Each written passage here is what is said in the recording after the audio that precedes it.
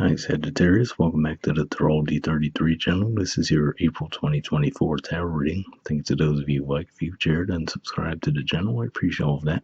If you guys are new to the channel, swords with me in front of us, take out the cross spread as always, and also pull the 4 agreements and wisdom of the oracle card for you guys.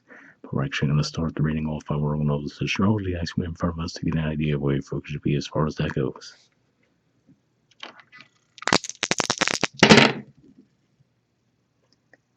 Alright, we have Gemini, and Gemini is actually your 7th house of partnerships, contracts, and relationships.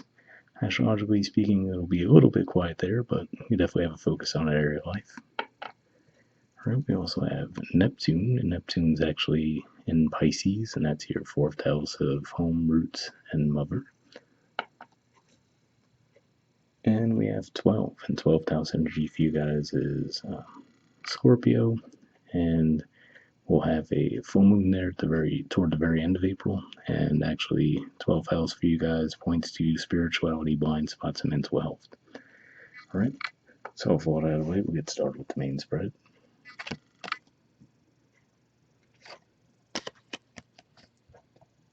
In the main situation, we have the 7 of Cups, and then challenging that, we have the 6 of Cups. So speaking of Scorpio, 2 Scorpio energies right here. And really what I'm seeing with this could be playing out a couple different ways. One could just be saying that maybe you have some confusion as to whether or not you want to extend an olive branch to someone from your past. Or it could just be saying that maybe someone has extended an olive branch to you, and now you're a little bit confused around whether you can trust that or not.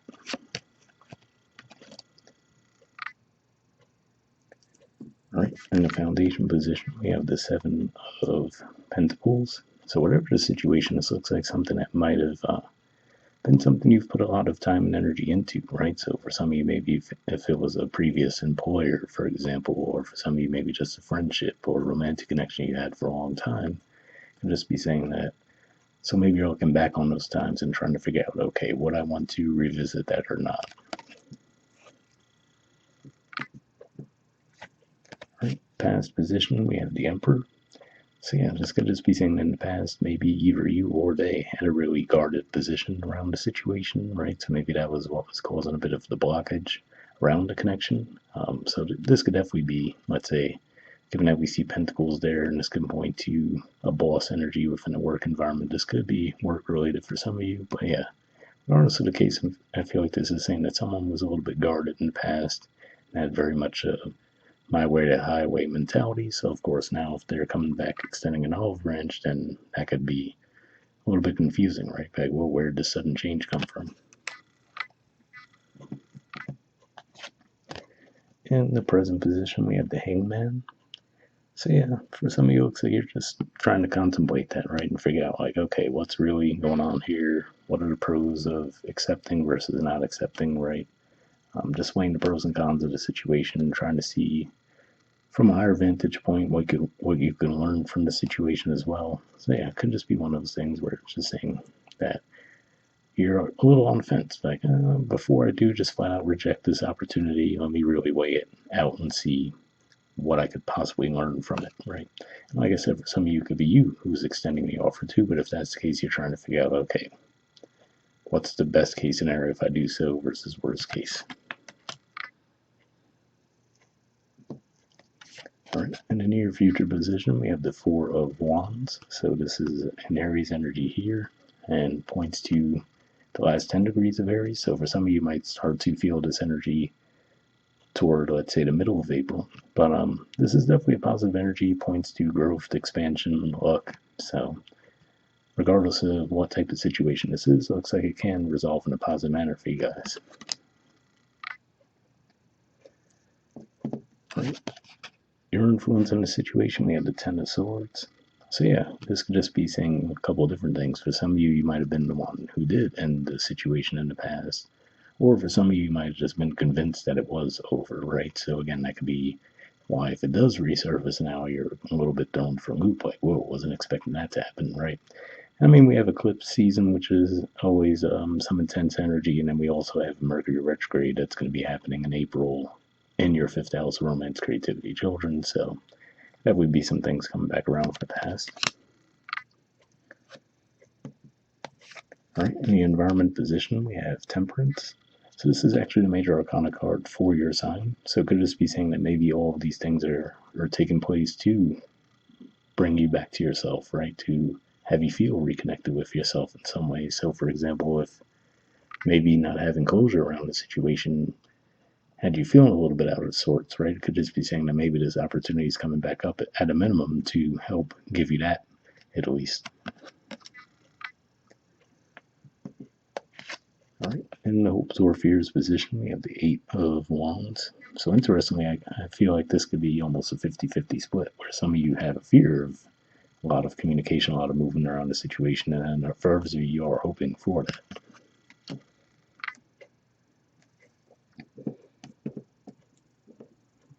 All right, and in the outcome position, we have the Two of Wands. Some more Aries energy here. Now, usually this is an energy of fresh starts, going out exploring, right, taking action around the situation. So for some of you, yeah, this can say maybe a fresh start with the past situation. For others of you, you might just decide, well, you know what, let me just cut my losses. And maybe just, or even going through the exercise of exploring, do I want to revisit it or not? That could be what helps you move forward regardless.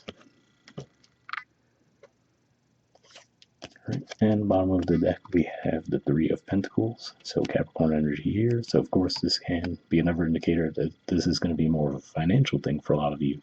But regardless, I feel like this is saying that with this at the bottom of the deck, it could just be representing a cooperative foundation, you know. So, if you do need to work with others around healing a situation, it looks like there would be cooperation on all sides and forward momentum and progress there. All right, moving on to your Four Agreements card, we have Don't Make Assumptions, and it says Assume Nothing.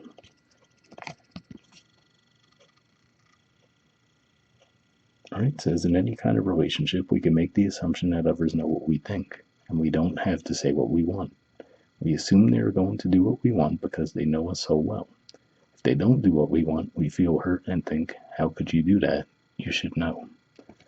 So yeah, definitely a strong message to keep in mind. Like we said, given that there will be that Mercury retrograde pretty much as soon as April starts.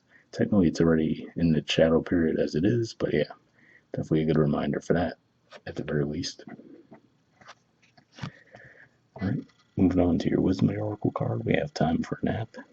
There's the artwork, and the number is 24. So we'll see what this has to say.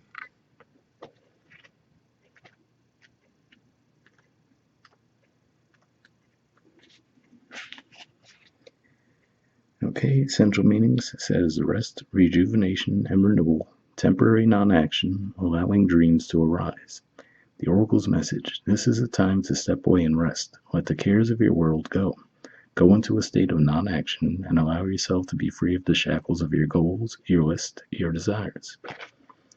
Nothing is as important as rest, detachment, and neutrality.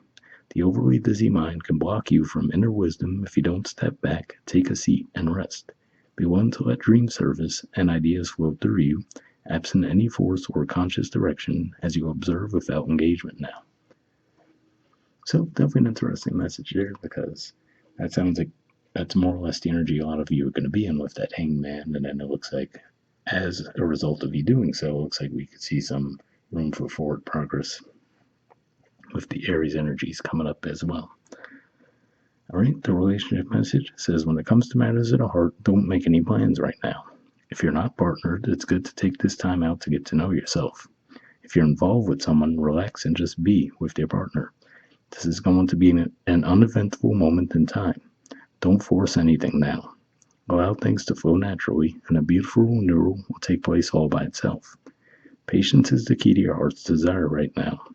Withdraw from action in your relationship and give it a rest so that your love and connection can become rejuvenated. So yeah, definitely a positive message there, right?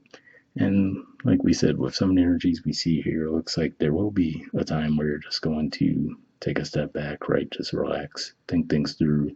And again, like we said, it looks like that will eventually propel you forward in a positive way. All right, the prosperity message says this is a great time to take a break from your busy schedule and allow yourself the opportunity to step back. Your plans are meant to be put on ice. Your goals can wait. Dream, imagine, and let go of attachments to any outcome now. Meditate and take a holiday if you can. Things will speed up soon enough. After a break, you may want to make some changes. Epiphanies have an amazing way of arising when you take your focus off your to-do list and allow yourself to rest. So yeah, again, definitely a positive message there as well. And part of that makes me think of the fact that more or less through the month of April, we're going to have Mars in Pisces, which is a bit of a low energy placement in general, and especially for you guys, given that it'll be in your fourth house. And then pretty early on, when we get into May, we're actually going to have Mars move into Aries, which is obviously its home. It's a fellow fire energy, and that'll be your fifth house. So you guys definitely should feel a boost around that time in general, too. All right, so hopefully that resonated with you guys. We'll wrap up there, and I'll see you all next month. All right, bye.